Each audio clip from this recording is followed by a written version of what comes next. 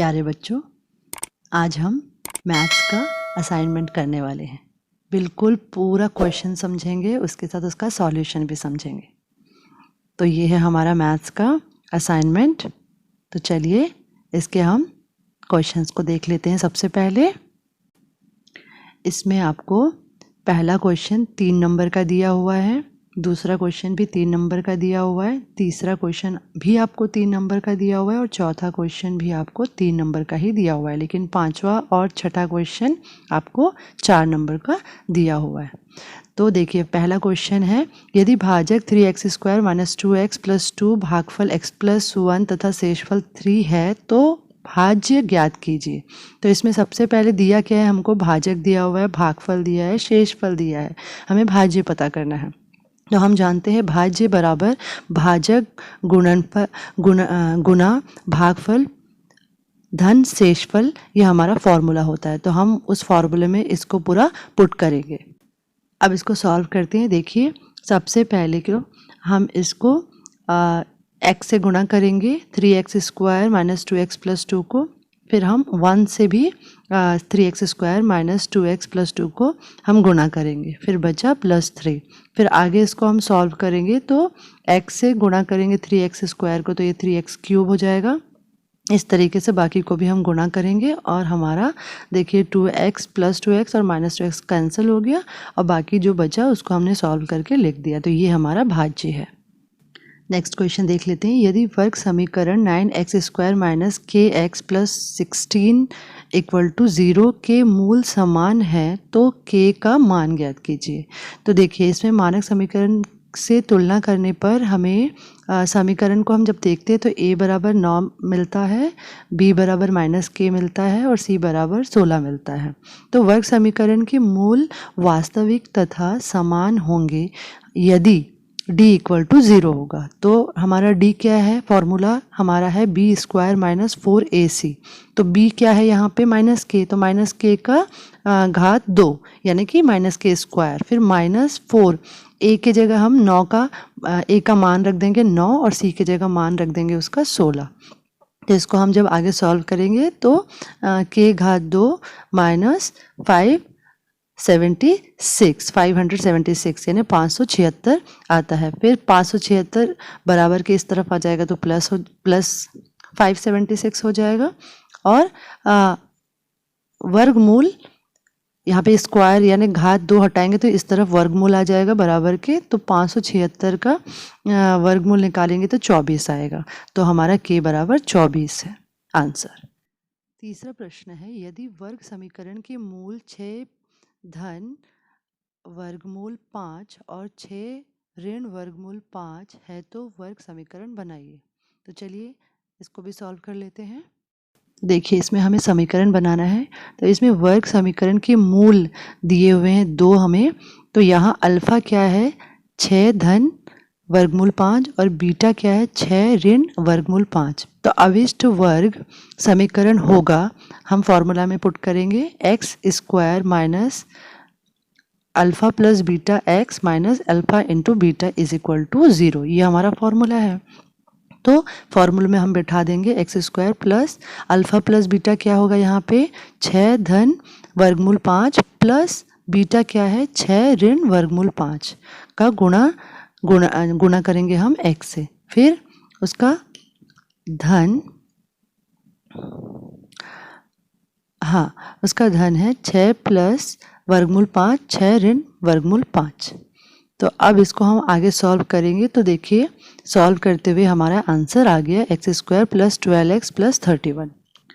अगला प्रश्न अब सॉल्व करेंगे, k के किस मान के लिए दिए गए समीकरण निकाय 5x - 7y - 5 = 0 और 2x + ky + -1 = 0 का अद्वितीय हल होगा। तो चलिए इसको भी सॉल्व कर लेते हैं। तो दोनों ही समीकरण को देखिए, इसमें k के किस मान के लिए दिए गए समीकरण का अद्वितीय हल होगा 5x - 7y is equal to 5 शून्य की तरफ चल जाएगा तो हो जाएगा +5। फिर दूसरा समीकरण देखिए 2x plus ky is equal to -1 उस तरफ चल जाएगा बराबर के, तो 1 हो जाएगा। तो इसमें हम a1 देखते हैं। पहला समीकरण में a1 है 5, b1 है -7 और c1 है 5। वैसे ही a2 है दूसरे समीकरण में, a2 इक्वल टू 2 है, b2 है k और c2 है 1। ये ध्यान से देखिए x के सामने वाला a है और y के सामने वाला b है और बराबर के जो इस तरफ है वो है c। ठीक है, तो इसके आगे आप सॉल्व करते हैं। समीकरण निकाय के एक अद्वितीय हल के लिए हमको फॉर्मूला लगाना होता है a1 बटे a2 जो कि बराबर नहीं होता है b1 बटे b2 के। तो a1 का मान हम रख देंगे 5, a2 का मान रख देंगे बटे 2 और b1 का मान है -7 और b2 का मान है k। तो इस तरीके से हम k का मान निकाल लेंगे। तो k बराबर क्या हो जाए नहीं बराबर क्या हो जाएगा -7 गुणन 2 उधर चल जाएगा तो गुणा हो जाएगा और बटे 5 हो जाएगा। तो इस तरीके से हमने सॉल्व किया -14 बटे 5। तो इसका उत्तर है -14 बटे 5। अतः k का मान -14 बटे 5 के अतिरिक्त अन्य कोई भी वास्तविक संख्या से हो सकता है। इसका प्रश्न पढ़ लेते हैं। समीकरण हल कीजिए, आलेख विधि से नहीं करना है। तो समीकरण देखिए, पहला समीकरण हमें क्या दिया हुआ है, 4x ऋण 5y धन 16 बराबर 0। दूसरा समीकरण हम देख लेते हैं, 2x धन y माइनस 6 बराबर 0। तो समीकरण एक क्या है हमारा, 4x ऋण 5y और उधर चल जाएगा 16 तो हो जाएगा -16 बराबर के उस तरफ चल जाएगा। दूसरा समीकरण है 2x धन y, यहाँ -6 था, अब बराबर के उस तरफ चल जाएगा तो +6 हो जाएगा। अब समीकरण 2 में हम 2 गुणा करेंगे और समीकरण 1 से उसे घटाएंगे। चलिए देखते क्या होता है। तो समीकरण 2 जो है वो था 2x धन y बराबर 6। इसको हम 2 से गुणा करेंगे तो क्या पाएंगे, 4x धन 2y बराबर 12। अब इसको हम समीकरण 1 से घटाएंगे। देखिए मैंने घटा के दिखाया है यहाँ पे।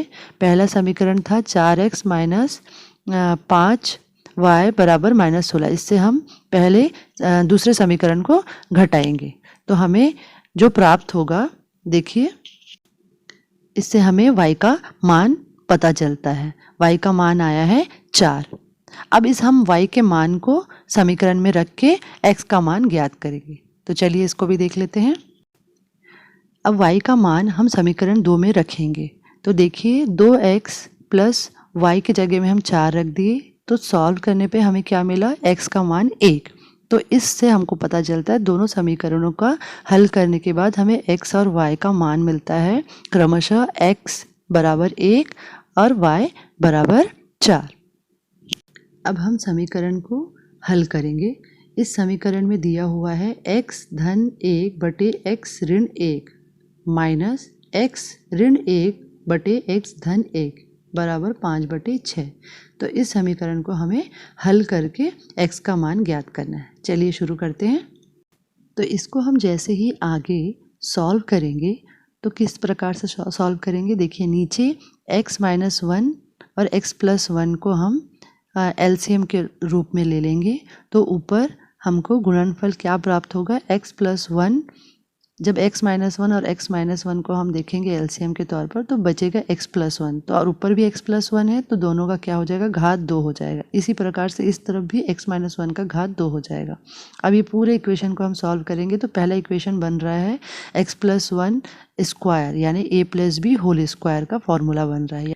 तो उसको हम जब सॉल्व करेंगे तो देखिए a घात 2 धन 2x प्लस 1 यानी a square plus 2ab plus B square. तो यहाँ पे यह फार्मूला में हम डाल दिए। फिर a minus B whole square का फार्मूला लगाएंगे तो a square minus 2ab plus B square. तो इसको सॉल्व किए हम, उसमें x रखे, x का मान रखे तो हमारा ये आया। उसको आगे हम और सॉल्व करते हैं तो इसमें प्लस एक्स स्क्वायर और माइनस एक्स स्क्वायर कैंसिल हो गया यानी x का घात 2 ऋण x का घात 2 दोनों आपस में कैंसिल हो गए। फिर हमारे पास बचा 4x बटे x का घात 2 माइनस 1 बराबर 5/6। इसको हम आगे और सॉल्व करते हैं तो हमें x का मान ज्ञात हो रहा है। चलिए देखते हैं। तो इसको हम जब आगे सॉल्व करेंगे तो x का मान हमको इस तरीके से पता चलेगा कि देखिए यहाँ पे आ गया 5x² माइनस 24x माइनस 5। अब इसको हम क्वाड्रेटिक इक्वेशन बन गया है ना। तो ये समीकरण जो बना है इसको हम इस तरीके से सॉल्व करेंगे, x का मान निकालेंगे। देखिए x का मान -1/5 आ गया और इस तरफ x का मान 5 आ गया। तो इस तरीके से x का 2 मान आ गया है। तो बच्चों ये था आपका मैथ्स का पूरा असाइनमेंट जो कि मैंने आपको बहुत अच्छे से करवाने की कोशिश की है। उम्मीद है कि आप सबको अच्छे से समझ आया होगा। इसको समझ कर ही करेंगे बेटा, इसको अच्छे से प्रैक्टिस कर लेंगे और आगे भी अब टेंशन लेने की कोई ज़रूरत नहीं है। सारे असाइनमेंट्स में मैं आपकी पूरी मदद करने की कोशिश करूँगी। तो आप ऐसे ही खुश रहिए और दूसरों को भी खुश रहने का मौका दीजिए। घर पे रहिए, अच्छे से रहिए और सुरक्षित रहिए।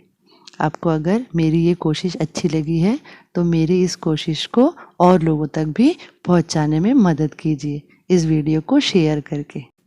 चलिए अब मैं मिलती हूँ आपको अगले वीडियो में दूसरे असाइनमेंट के आंसर्स के साथ। तब तक बाय बाय।